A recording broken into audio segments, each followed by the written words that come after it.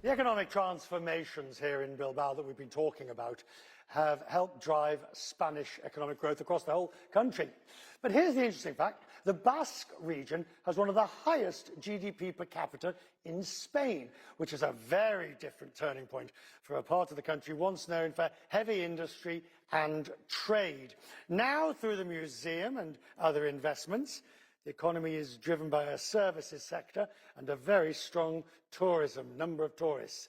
Mikel Jauregi is the Minister of Industry and Energy Transition for the Basque government. Minister, good to see you, sir. Thank you for joining me tonight. Hello. Wonderful. Wonderful, isn't it? Now, let me ask you, look, I come from a generation, as a journalist, when I started, the word Basque was never used as a journalist unless it had Basque separatist, ETA. And so when I arrive here and I see Basque this, Basque that, Basque flags, Basque cheesecake, Basque everything, it's quite a difference. It is quite a difference. What a transformation this country has had in the last 50 years, and helped by this transformation in itself physically. I think that we've been able to reinvent ourselves, and this museum is an actual physical demonstration of that reinvention. The economy here really took off after peace arrived, didn't it? You have 2011 when peace arrived, and 2018, 23 when, of course, they disbanded, and that's a big difference. That's a major turning point here. That's a major difference because the terrorist group at the time was targeting businessmen, business people, and that actually depressed the growth that we could actually have. The fact that now we live in peace and we are a very export-led economy, businesses have grown, and we have a very good environment for that. We also have fiscal autonomy. We have full autonomy where we can raise our own taxes. We've been able to model the economy to one for pro-growth, focusing on advanced manufacturing and also technology, so not only tourism. No, you see, well, you say not only tourism, but tourism is a very significant part of the economy. Arguably, it could become too much of a part of the economy. What do you think?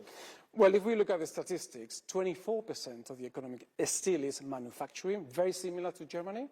And if you look at the advanced services that we got related to the manufacturing, it's 40% of the economy. So we still have a very industrial heart in the Basque country. But you have to change that industry now, don't you? Absolutely. I mean, the shipbuilding is not there, but advanced AI, all the various new industries that you're in competition with the rest of Spain and Europe for. Well, what have you got that makes it better? Well, we are top quartile in Europe when it comes to innovation and advanced manufacturing. And we have well players in the Basque country, like Iberdrola in energy. We have in banking, BBVA. We also have companies like Talgo and CAF, which are major and railway makers. So we actually have a lot of big names which are investing and giving us the edge in terms of technology and industrial advance. How is the relationship now, I suppose you'll say good because you're the minister, but between central government and regional government? It has never been better. I thought you'd said that. I'm not surprised.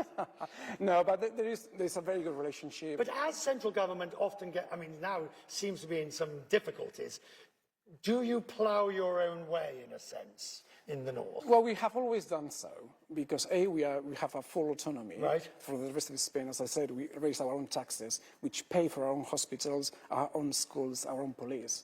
So we have always said a bit of autonomy there. However, we're complementary. We have a very good relationship with them. We still are the heartland, the industrial heartland in Spain, and they still look at us when it comes to advancing in manufacturing and in technology. Are you as obsessed by food as everybody else is in this country? Well, you can only tell. Yes. I'm not saying a word. Minister, thank you very much. What a magnificent. Thank you for inviting us. Thank you for letting us be here. We really appreciate it. What a pleasure.